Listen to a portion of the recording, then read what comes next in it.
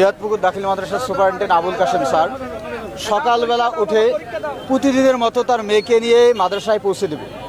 Already এখানে দাঁড়িয়েছিল, রাস্তা চলাচল এবং বাস চলাচলের জন্য তিনি দাঁড়িয়েছিলেন যে রাস্তা ফাঁকা হলে পার হবে। আর সামনে যে বাসটা পোড়া অবস্থায় দেখতেছেন, এই বাসটার পেছনে ড্রাইভার ছিল, পেছনে কোনো হেল্পার নাই, তাকে সংকেত দেওয়ার মতো কোনো হেল্পার নাই। অলরেডি এই বাস তাকে পেছন দিক দিয়ে ব্যাক গিয়ারে ধাক্কা দিয়ে তার পেটের উপর দিয়ে যায় এবং সে প্রাণপণ চেষ্টা করে তার মেয়েকে বাঁচানোর জন্য। সে মেয়েকে ছিটকে দেয়, আলাদা দিকে ধাক্কা দিয়ে ফেলে দেয় এবং তার পেটের উপর দিয়ে যায়। তিনি এখানে ইন্তেকাল করেন।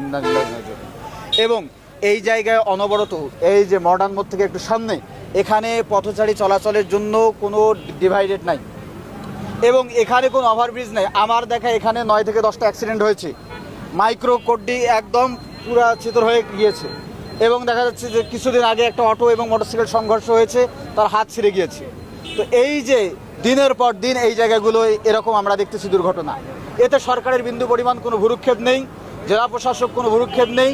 তারা প্রতিদিনের মতো এরকম হয়ে যাচ্ছে, সরকার কোনো ব্যবস্থা নিচ্ছে না। এই জায়গায় আমাদের দাবি সুষ্ঠুভাবে বিচার হওয়া চাই এবং এই জায়গায় ওভারব্রিজ দিতে হবে বাধ্যতামূলক। শুধু এই জায়গা নয়, রংপুরের যেই জায়গায় জনদুর্ভোগ, স্কুল কলেজ ইউনিভার্সিটি আছে, সেই জায়গাগুলোয় 100% সরকারকে ওভারব্রিজ দিতে হবে এবং এই জায়গায় কোনো ফ্লাইওভার নাই।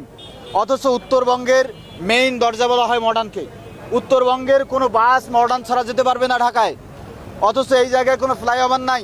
সমস্ত ফ্লাইওভার আছে রাস্তার ফাঁকা জায়গায়, যেই জায়গায় দোলা আছে সেই জায়গায় সমস্ত ফ্লাইওভার।